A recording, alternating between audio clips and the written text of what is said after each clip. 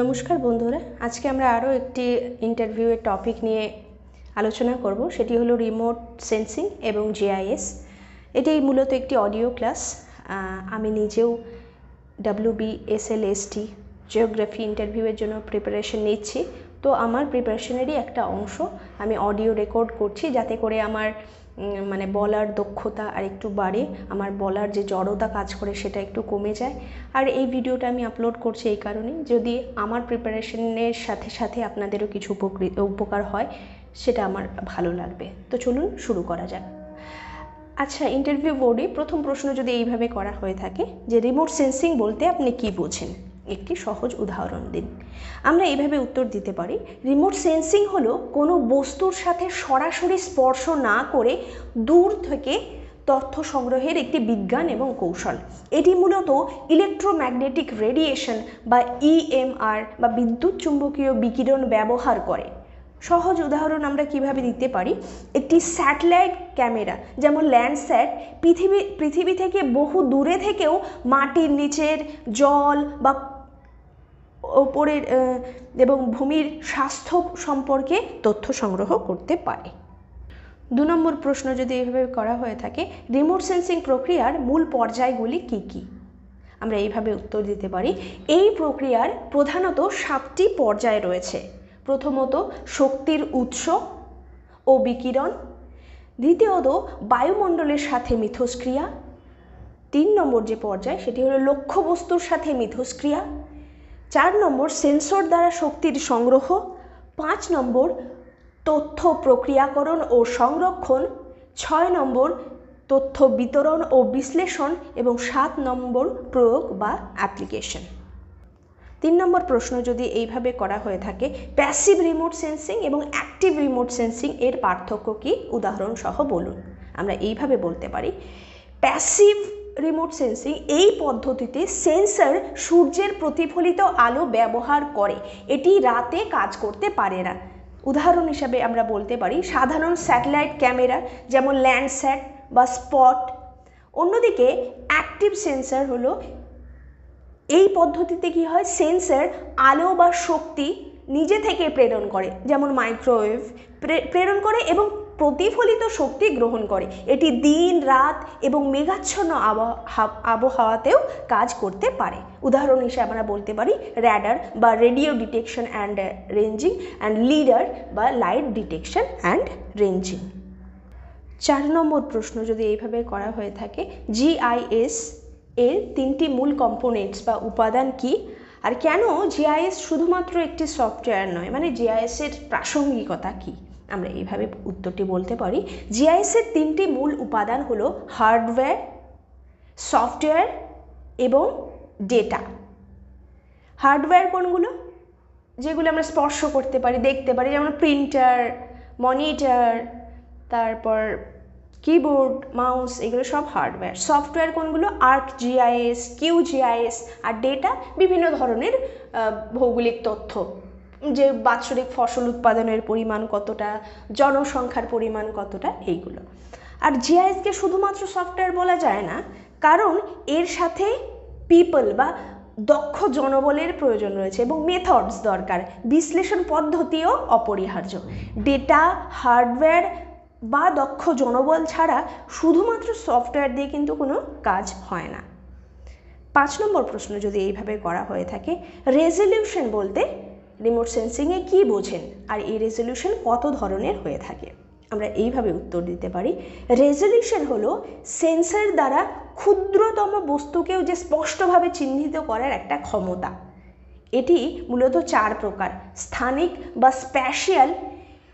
এই রেজলিউশনে, স্প্যাশিয়াল রেজলিউশনে কি হয়, ছবিতে সবচেয়ে ছোট যে পিক্সেলের আকার, কতটা স্পেস নিয়ে আছে, সেটাই হলো স্প্যাশিয়াল।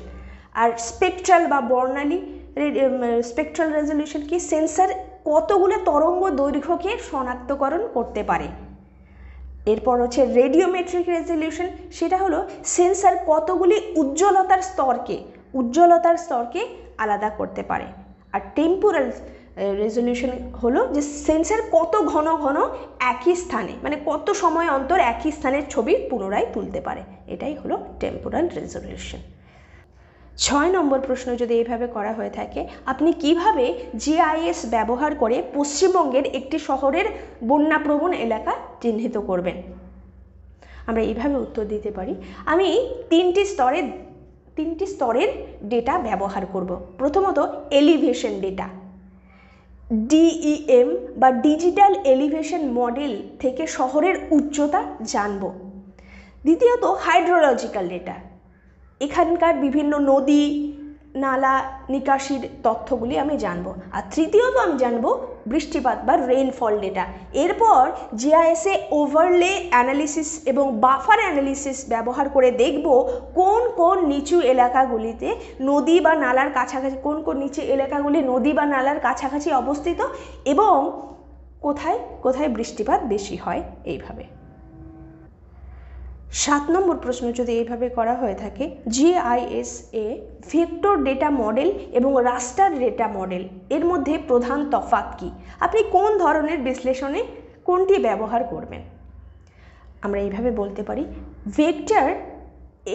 ভেক্টর মডেলে ডেটাকে বিন্দু, রেখা এবং বহুভুজ মানে পয়েন্ট, লাইন এবং পলিগন হিসাবে দেখানো হয়ে থাকে। এটি সুনির্দিষ্ট সীমানা এবং নেটওয়ার্ক বিশ্লেষণে কিন্তু এটি ভালো। যেমন উদাহরণ হিসেবে আমরা বলতে পারি রাস্তার নেটওয়ার্ক, শহরের সীমানা, এইগুলো বোঝাতে ভেক্টর ডেটা ব্যবহার করা হয়। অন্যদিকে রাস্টার ডেটা মডেলে কি হয়, ডেটাকে পিক্সেল বা গ্রিড সেল হিসাবে দেখানো হয়ে থাকে। এটি ক্রমাগত পরিবর্তনশীল ডেটা এবং ছবি বিশ্লেষণে কিন্তু ভালো ব্যবহৃত, যেগুলি ক্রমাগত পরিবর্তন, আজকে যে অবস্থায় রয়েছে 1 মাস পরে আমি একই চিত্র পাবো না, এরকম পরিবর্তনশীল ডেটাগুলি বিশ্লেষণে কিন্তু ব্যবহৃত হয়ে থাকে রাস্টার ডেটা মডেল, যেমন স্যাটেলাইট চিত্র, মানচিত্রে মানে তাপমাত্রার মানচিত্র ইত্যাদি। 8 নম্বর প্রশ্ন যদি আমাদের এইভাবে করা হয়ে থাকে, কৃষিক্ষেত্রে রিমোট সেন্সিংয়ের একটি ব্যবহারিক প্রয়োগ উদাহরণ সহ ব্যাখ্যা করুন। আমরা এইভাবে উত্তর দিতে পারি, এর প্রধান ব্যবহার হলো ফসলের স্বাস্থ্য পর্যবেক্ষণ বা ক্রপ হেলথ মনিটরিং। স্যাটেলাইট চিত্রে কি করা হয়, এনডিভিআই বা নর্মালাইজড ডিফারেন্স ভেজিটেশন ইন্ডেক্স ব্যবহার করে ফসলের ক্লোরোফিলের পরিমাণ এবং স্বাস্থ্য পরীক্ষা করা হয়। যেখানে এই এনডিভিআই এর মান কম, সেখানে সারের অভাব বা রোগের সংক্রমণ হয়েছে বলে চিহ্নিত করা যায়। ফলে কৃষক নির্দিষ্ট স্থানে সার বা কীটনাশক প্রয়োগ করতে পারে, যা খরচ ও পরিবেশ দূষণ উভয়ই কমায়। 9 নম্বর প্রশ্ন যদি এইভাবে করা হয়ে থাকে, আপনাকে যদি একটি স্কুলের জন্য উপযুক্ত খেলার মাঠের স্থান জিআইএস ব্যবহার করে নির্বাচন করতে বলা হয়, আপনি কোন কোন ইনপুট লেয়ার ব্যবহার করবেন? আমরা এইভাবে উত্তর দিতে পারি, আমি কমপক্ষে 4টি লেয়ার ব্যবহার করব। প্রথমত ল্যান্ড ইউজ বা ভূমি ব্যবহার লেয়ার, যেখানে খালি জমি আছে তা চিহ্নিত করব। এরপর স্লোপ লেয়ার বা ঢাল লেয়ার, অপেক্ষাকৃত সমতল ভূমিগুলিকে আমি চিহ্নিত করব। এরপর তৃতীয়ত রাস্তার নেটওয়ার্ক, রোড নেটওয়ার্কটা আমি দেখব, রোড নেটওয়ার্ক লেয়ার, স্কুল থেকে সহজে পৌঁছানো যায় এমন স্থানে একটা বাফার তৈরি করব।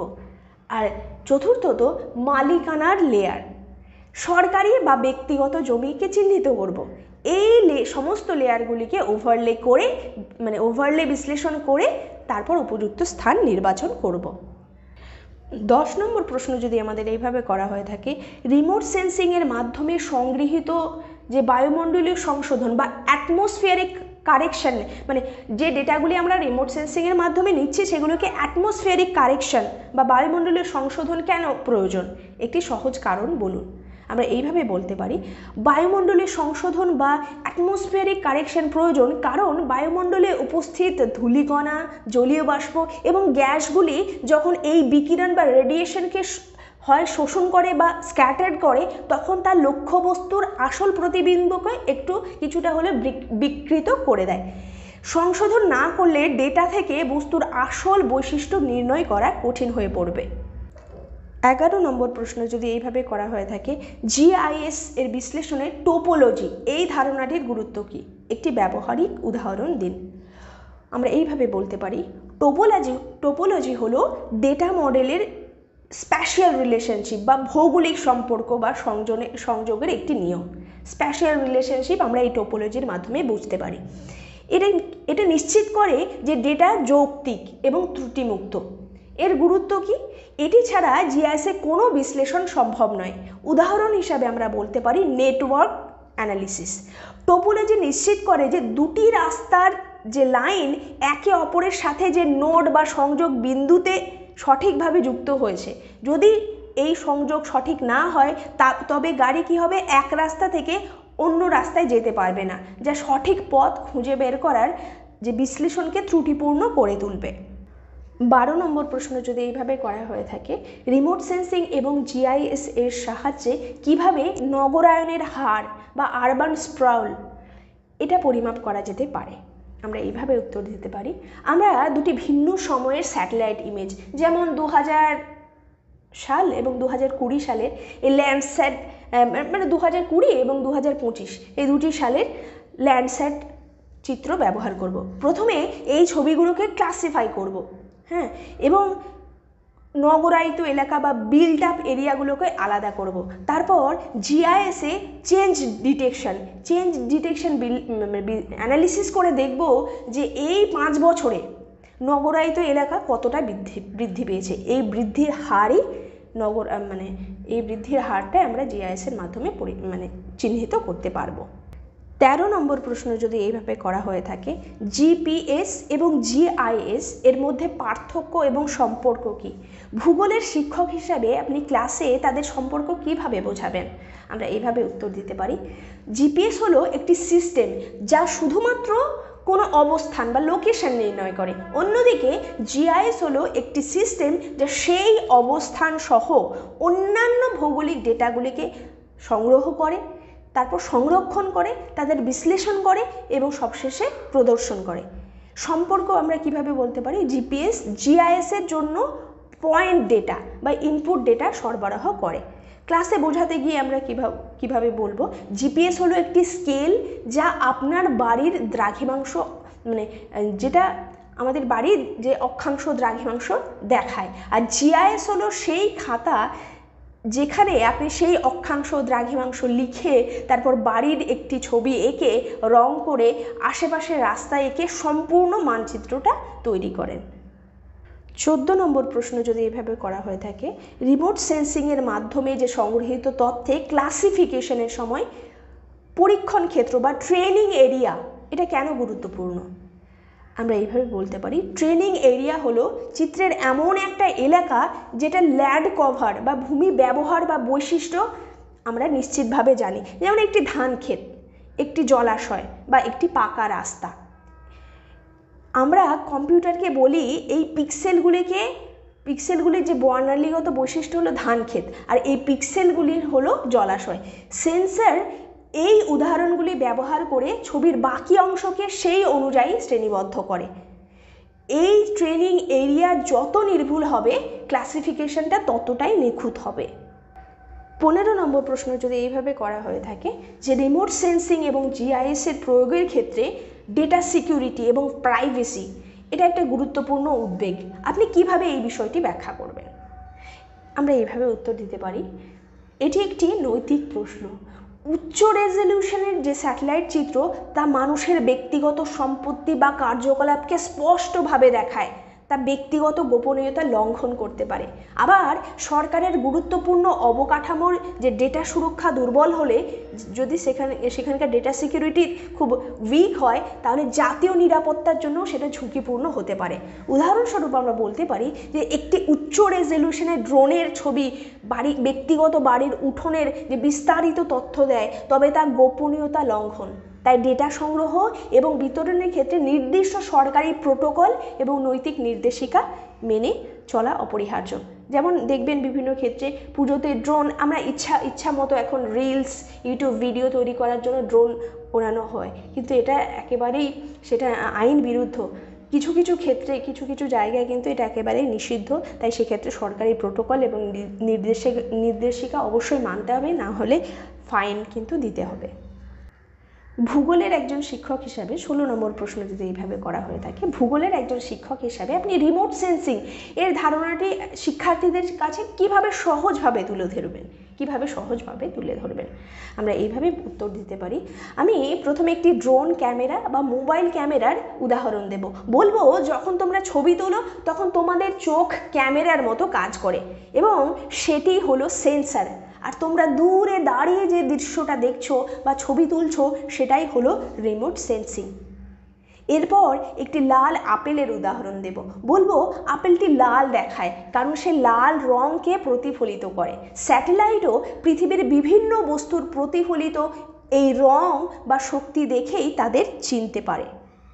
17 নম্বর প্রশ্ন যদি এইভাবে করা হয়ে থাকে, আপনি কিভাবে GIS সফটওয়্যার ব্যবহার না করে ক্লাসে ওভারলে অ্যানালিসিস এই ধারণাটি শেখাবেন। আমরা এইভাবে বলতে পারি, আমি একটি স্বচ্ছ প্লাস্টিকের শিট বা ট্রেসিং পেপার বা ট্রান্সপারেন্ট একটা শিট ব্যবহার করব। 3টি শিটে একটি এলাকার ভিন্ন ভিন্ন ডেটা আঁকবো। 1 নম্বর শিটে রাস্তা এবং নদী, এটা লাইন হিসাবে আঁকবো। 2 নম্বর শিটে বনভূমি আঁকবো বিভিন্ন পলিগন হিসাবে। আর স্কুল বা হাসপাতাল 3 নম্বর শিটে আঁকবো, যেটা পয়েন্ট হিসেবে দেখাবো। এরপর এই শিটগুলিকে একটির ওপর আরেকটি রাখবো, যেটাকে বলা হচ্ছে ওভারলে। তারপর শিক্ষার্থীদের দেখাবো কিভাবে এই 3টি স্তর একত্রিত হয়ে একটি নতুন তথ্য তৈরি করছে, যেমন নদীর পাশে বনভূমির মধ্যে অবস্থিত স্কুল। এটি হলো ওভারলে বিশ্লেষণ। 18 নম্বর প্রশ্ন যদি এইভাবে করা হয়ে থাকে, আপনি কিভাবে শিক্ষার্থীদের GIS ব্যবহার করে স্থানীয় এলাকার একটি সমস্যা, মনে করুন বর্জ্য ব্যবস্থাপনা বা ওয়েস্ট ম্যানেজমেন্ট, এর সমস্যা সমাধানে উৎসাহিত করবেন। আমরা এইভাবে বলতে পারি, আমি তাদের একটি প্রজেক্ট দেব। আমার স্কুলের আশেপাশের বর্জ্য ফেলার স্থান চিহ্নিতকরণ। প্রথমে তাদের GPS ব্যবহার করে বর্জ্য ফেলার স্থানগুলির অবস্থান পয়েন্ট ডেটা সংগ্রহ করতে বলবো। তারপর GIS-এ স্কুলের চারিদিকে একটি বাফার জোন তৈরি করতে বলবো। অবশেষে তারা বিশ্লেষণ করে দেখবে কোন বর্জ্য ফেলার স্থানগুলি স্কুলের খুব কাছাকাছি এই বাফার জোনের মধ্যে চলে আসছে এবং কিভাবে তার স্বাস্থ্য ঝুঁকি বাড়াচ্ছে। এটি তাদের স্থানীয় সমস্যার সমাধানে দক্ষ করে তুলবে। 19 নম্বর প্রশ্ন যদি এইভাবে করা হয়ে থাকে, আপনি একজন রিমোট সেন্সিং বিশেষজ্ঞ হিসেবে কিভাবে শিক্ষার্থীদের NDVI এই ধারণাটি বোঝাবেন। আমরা এইভাবে উত্তর দিতে পারি, আমি প্রথমে একটি সবুজ পাতা ও একটি শুকনো পাতার ছবি দেখাবো। বলবো সবুজ পাতা লাল আলোর বেশিরভাগ শোষণ করে এবং নিয়ার ইনফ্রারেড আলোকে সবচেয়ে বেশি প্রতিফলিত করে, আর শুকনো পাতা দুটিকেই প্রায় সমানভাবে প্রতিফলিত করে। এই NDVI এর সূত্র হলো near infrared minus red divided by near infrared plus red. এই নিয়ার ইনফ্রারেডের মান রেড এর চেয়ে বেশি হলে NDVI পজিটিভ ও স্বাস্থ্য ভালো। আমি বলবো বেশি প্রতিফলন মানে কিন্তু বেশি স্বাস্থ্যবান গাছ। আমাদের আজকের 20 নম্বর এবং সর্বশেষ প্রশ্ন যদি আমাদের ইন্টারভিউ বোর্ডে এইভাবে করা হয়ে থাকে, ভবিষ্যতে ভূগোল শিক্ষণে রিমোট সেন্সিং এবং GIS এর গুরুত্ব কতটা, আপনার বিশ্লেষণ কি? আমরা এইভাবে উত্তর দিতে পারি, আমার বিশ্লেষণে এই প্রযুক্তিগুলি ভবিষ্যতে ভূগোলের মেরুদণ্ড হবে, কারণ বর্তমান ভূগোল কেবল মুখস্থ করা তথ্য নয়, বরং ডেটা বিশ্লেষণ এবং সমস্যা সমাধানের উপর নির্ভরশীল। GIS ও রিমোট সেন্সিং শিক্ষার্থীদের স্প্যাশিয়াল থিঙ্কিং বা স্থানিক চিন্তাভাবনা শেখায়, যা জলবায়ুর পরিবর্তন, নগরায়ন, সম্পদ ব্যবস্থাপনার মতো যে গ্লোবাল যে প্রবলেমসগুলো রয়েছে, বৈশ্বিক যে সমস্যাগুলো রয়েছে, সেগুলো বাস্তব ডেটার মাধ্যমে বুঝতে সাহায্য করে। এই দক্ষতা ভবিষ্যতের যে কোনো পেশায় অপরিহার্য। এই প্রশ্নগুলির উত্তর দেওয়ার সময় আমাদের আত্মবিশ্বাসের সাথে এবং সহজভাবে উপস্থাপন করতে হবে, সহজ উদাহরণের মাধ্যমে, বাস্তবিক উদাহরণের মাধ্যমে। আর আপনাদের সকলের ইন্টারভিউয়ের জন্য অনেক অনেক শুভকামনা রইল। আর পরবর্তী যদি আরও ক্লাস চান বা শুনতে চান অডিও ক্লাস, অবশ্যই জানান কোন টপিকের ওপর আমি ইন্টারভিউয়ের প্রশ্ন এবং সম্ভাব্য উত্তরগুলি আলোচনা করব। ধন্যবাদ।